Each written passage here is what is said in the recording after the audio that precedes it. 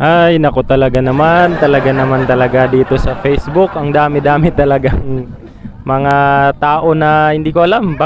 Hindi ko alam bakit may mga ganitong ewan ko. So ayun, kailangan ba daw nakamotor para magkaroon ng takot sa Allah subhanahu wa ta'ala? Ay, naku naman talaga. Mga tao talaga pag wala nang nakita ay kung ano-ano na lang yung pinagsasabi, yung pinagko-comment. Hindi naman binasa yung caption.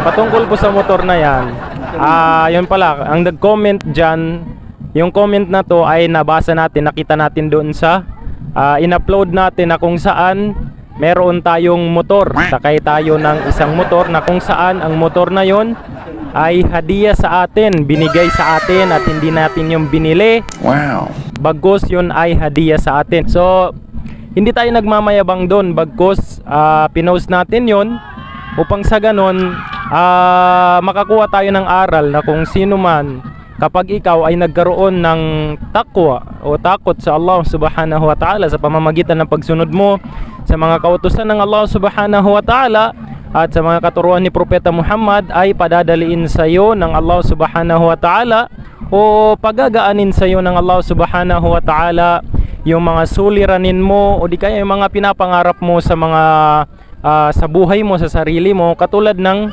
nangyari sa atin. Hindi na tayo naglabas ng pera, wala tayong nilabas na kahit isang piso, at nagkaroon tayo ng motor at wala kong ibang naisip na dahilan doon kundi ang takot sa Allah subhanahu wa ta'ala na umiiral din sa atin. Alhamdulillah, yun ang nais nating iparating sa upload natin doon.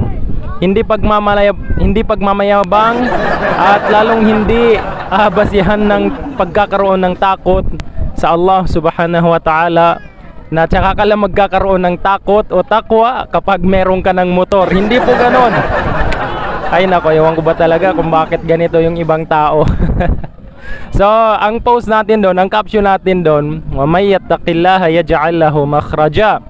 Sino man ang tao na magkakaroon ng takot sa Allah, katulad ng pagkatakot sa pamamagitan ng pagsunod sa mga kautusan ng Allah subhanahu wa ta'ala at katuruan ni Propeta Muhammad, ay padadaliin sa kanya ng Allah subhanahu wa ta'ala ang paglabas niya mula sa kanyang mga suliranin. Padadaliin sa atin ng Allah subhanahu wa ta'ala ang mga kinakaharap nating mga suliranin, mga problema natin sa buhay. Wa yarzuquhu min haythu la yahtasib, at bibiyayaan namin sila, sabi ng Allah subhanahu wa ta'ala, o bibiyayaan namin siya ng mga biyaya na hindi niya sukat akalain kung saan manggagaling. So yung motor na yon ay hindi natin sukat akalain na manggagaling sa tita natin.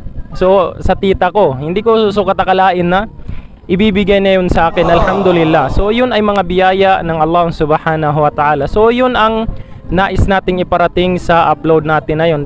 Ewan ko dito sa nag-comment na to, nawa ay maintindihan mo po kung sino man po kayo, bato-bato sa langit, nawa ay maintindihan nyo ang nais nating iparating sa post na yon. So hanggang dito na lang.